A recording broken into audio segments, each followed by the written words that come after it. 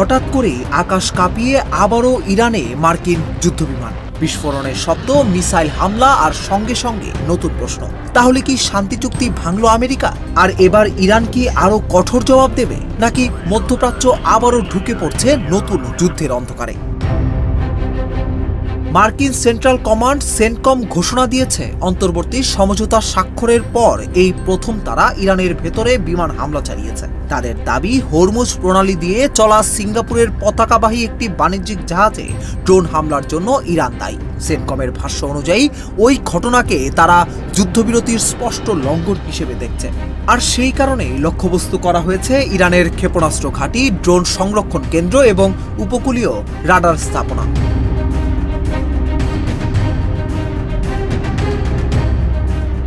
অন্যদিকে ইরানের রাষ্ট্রীয় গণমাধ্যম জানিয়েছে, হরমুজগান প্রদেশের সিরিক এলাকায় বিস্ফোরণের শব্দ শোনা গেছে। তারা জানিয়েছে একটি টেলিযোগাযোগ টাওয়ারে দুটি প্রজেক্টাইল আঘাত করেছে। তবে এখন পর্যন্ত তেহরান বাণিজ্যিক জাহাজে হামলার দায় আনুষ্ঠানিকভাবে স্বীকার করেনি, বরং ইরানের অবস্থান হচ্ছে হরমুজ প্রণালীর ভবিষ্যৎ ব্যবস্থাপনা এবং সামুদ্রিক সেবা নির্ধারণের অধিকার শুধু ইরান ও ওমানের।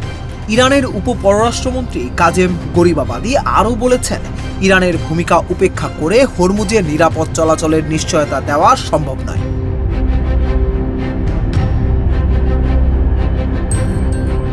এদিকে সবচেয়ে বড় উদ্বেগের বিষয়, এই হামলা এমন এক সময় হলো যখন দুই দেশ যুদ্ধ পরবর্তী সমঝোতা বাস্তবায়ন নিয়ে আলোচনায় ব্যস্ত। পারমাণবিক কর্মসূচি, সমৃদ্ধ ইউরেনিয়ামের ভবিষ্যৎ, হরমুজ প্রণালীর নিয়ন্ত্রণ, এমনকি লেবাননের পরিস্থিতি নিয়েও দুই পক্ষের মধ্যে মতপার্থক্য আগে থেকেই ছিল। এখন নতুন এই সামরিক অভিযান সেই আলোচনা আরও জটিল করে তুলতে পারে বলে আশঙ্কা করছেন বিশ্লেষকরা। জাতিসংঘের পারমাণবিক সংস্থা IAEA এর মহাপরিচালক রাফায়েল গ্রোসি ইতোমধ্যে সতর্ক করে বলেছেন, চূড়ান্ত কোনো সমঝোতা কার্যকর করতে হলে শক্তিশালী আন্তর্জাতিক যাচাই ব্যবস্থা প্রয়োজন, অন্যথায় অবিশ্বাস আরও বাড়বে।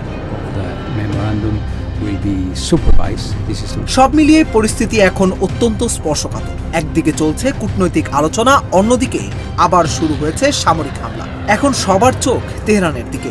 ইরান কি কূটনৈতিক পথেই এগোবে, নাকি এই হামলার কঠোর জবাব পাবে আমেরিকা? সেই উত্তরই ঠিক করে দেবে মধ্যপ্রাচ্যের পরবর্তী অধ্যায়। কারণ একটি হামলা কখনো কখনো শুধু একটি সামরিক অভিযান নয়, এটি পুরো অঞ্চলের ভবিষ্যৎ বদলে দেওয়ার সূচনাও হতে পারে।